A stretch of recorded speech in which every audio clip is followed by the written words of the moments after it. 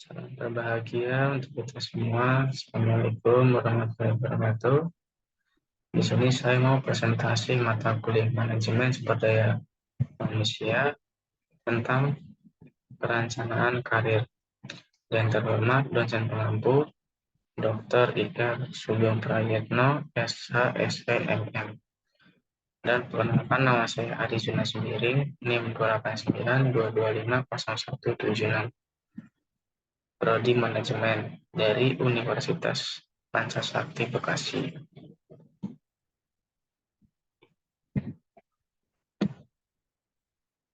Kemampuan akhir yang diharapkan menjelaskan mengenai hal-hal yang diperlukan dalam konseling pengambilan keputusan karir dan mampu membuat rancangan pokok konseling karir. Pengertian: suatu arah umum yang dipilih oleh seseorang untuk mengejar keseluruhan kehidupan kerjanya. Karir, Kate Davis dan Walter W.B. Suatu pekerjaan atau jabatan yang dipegang selama kehidupan kerja seseorang dalam suatu organisasi. Pengertian karir adalah semua pekerjaan atau jabatan yang dipegang selama masa kerja seseorang. Karir mempunyai 3 pengertian, yaitu karir yang berbeda, yaitu karir sebagai suatu rangkaian promosi jabatan atau mutasi ke jabatan yang lebih tinggi dalam jenjang hierarki yang dialami oleh seorang tenaga kerja selama masa kerjanya. Karir sebagai suatu penunjuk pekerjaan yang memiliki gambaran atau pola pengembangan yang jelas dan sistematis. Karir sebagai suatu sejarah kedudukan seseorang, suatu rangkaian pekerjaan atau posisi yang pernah dipegang seseorang selama masa kerjanya. Oleh karena itu, pengertian yang terakhir ini sangat luas dan umum, karena setiap orang pasti mempunyai sejarah pekerjaan yang berarti. Setiap orang pasti mempunyai karir. Komponen utama karir. Alur karir adalah pola pekerjaan yang berurutan yang membentuk karir seseorang. Tujuan karir merupakan pernyataan tentang posisi masa depan di mana seseorang berupaya mencapainya sebagai bagian dari karir hidupnya. Perencanaan karir merupakan proses di mana seorang menyeleksi tujuan karir dan arus karir untuk mencapai tujuan tersebut. Sedangkan pengembangan karir seseorang meliputi perbaikan personal yang dilakukan untuk mencapai rencana dan tujuan karirnya. Ideal keseluruhan karyawan. Ketika pengusaha mendorong perencanaan karir, para karyawan akan lebih memungkinkan untuk menyusun tujuan karir dan bekerja dengan giat untuk mencapai hal itu. Pada gilirannya, tujuan-tujuan itu dapat memotivasi karyawan untuk mengikuti pendidikan dan pelatihan lanjutan dan bentuk kegiatan pengembangan lainnya. Pertimbangan-pertimbangan dalam karir. Yang pertama, penerapan ahli dalam karir, perhatian atau kepedulian para atasan langsung, informasi tentang berbagai peluang dalam promosi, minat untuk dipromosikan, tingkat kepuasan. Beberapa hal yang dapat dipakai oleh setiap individu untuk mengembangkan dirinya antara lain berusaha mengenal kekuatan diri sendiri, berusaha mengenal kelemahan diri sendiri, berusaha mengembangkan interaksi dan komunikasi terbuka dengan lingkungan yang positif dan edukatif, membiasakan diri selalu mengadakan kritik terhadap diri sendiri, mengevaluasi diri dan mengembangkan rasa humor, mencoba menerima keadaan secara rasional dan objektif, membiasakan diri secara selalu mengadakan pengecekan dan teliti dalam setiap tindakan, memiliki tujuan dalam tahapan waktu yang terprogram, tidak mengimitasikan diri pada seseorang, tetap mandiri. Perencanaan karir. Perencanaan karir atau career planning adalah suatu proses di mana individu dapat mengidentifikasi dan mengambil langkah-langkah untuk mencapai tujuan-tujuan karirnya. Pengembangan karir, suatu kondisi yang menunjukkan adanya peningkatan status seseorang dalam jalur karir yang telah ditetapkan dalam suatu organisasi. Pengembangan karir, development, meliputi aktivitas-aktivitas untuk mempersiapkan seseorang individu pada kemajuan jalur karir yang direncanakan. Hal-hal atau yang mempengaruhi seseorang, pendidikan formalnya, pengalaman kerjanya, sikap atasannya, presentasi kerjanya, bobot pekerjaannya, adanya lowongan jabatan, dan terakhir produktivitas kerjanya.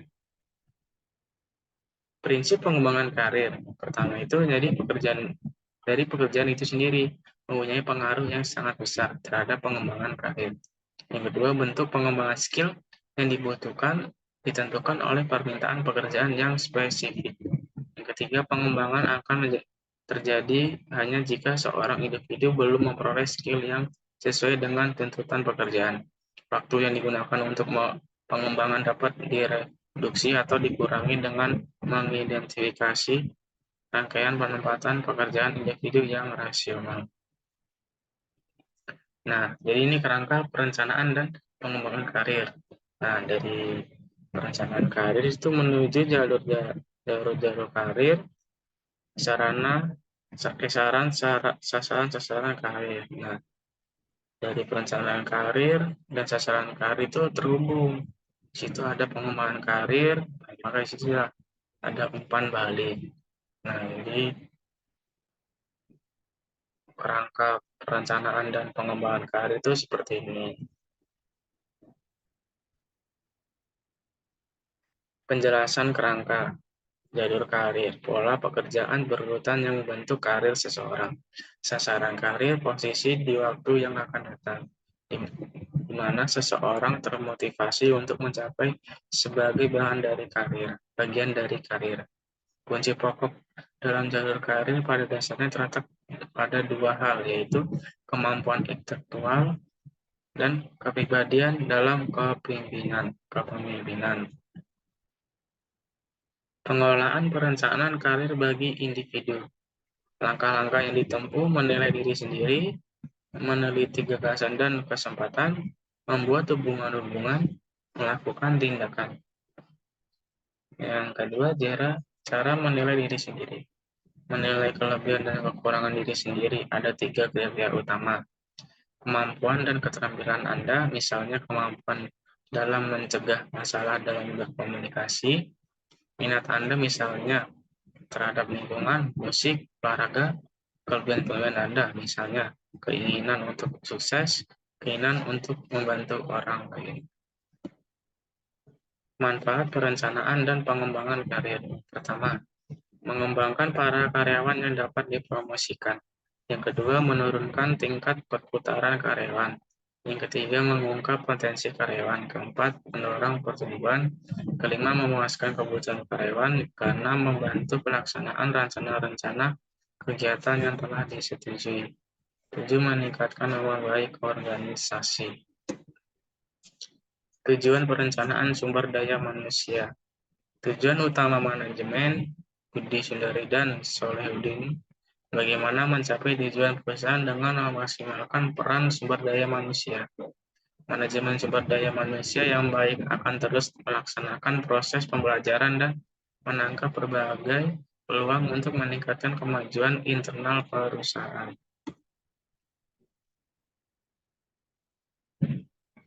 Tujuan perencanaan sumber daya manusia menurut Harto, Wahdania, dan Suwarno bisa dilihat dari beberapa tujuan di bawah ini. Yang pertama, memastikan ketersediaan light time untuk melatih sumber daya tambahan. Yang kedua, menjaga kualitas dan kuantitas sumber daya manusianya. Yang ketiga, meramalkan kebutuhan tenaga kerja dalam organisasi.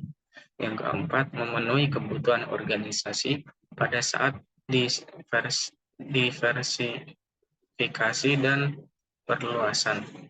Yang kelima, membuat prediksi tentang pergantian karyawan dan mencoba meminimalkan dampaknya dengan mengisi kesenjangan dan dengan sumber daya yang ada. Yang keenam, mengelola sumber daya manusia yang ada dalam organisasi. Implementasi perencanaan karir sumber daya manusia. Implementasi perencanaan karir SDM melibatkan beberapa langkah identifikasi kebutuhan profesional karyawan. Staf harus memahami kebutuhan karir dan aspirasi karyawan dengan melakukan wawancara atau survei jujur dan mempertimbangkan preferensi dan tujuan karir karyawan. Penilaian keterampilan dan kemampuan karyawan. Sumber daya manusia harus menilai keterampilan dan kemampuan karyawan untuk memberikan pelatihan dan pengembangan yang sesuai dan membantu karyawan memenuhi kebutuhan karir mereka. Mengembangkan rencana karir berdasarkan hasil penilaian, karyawan dapat membantu karyawan mengembangkan rencana karir yang mencakup tujuan karir jangka pendek dan jangka panjang, serta cara untuk mencapainya. Rencana ini harus spesifik, realistis, dan terukur. Sekian dan terima kasih presentasi dari saya. Kurang lebihnya sekian. Mohon maaf. Wassalamualaikum warahmatullahi wabarakatuh.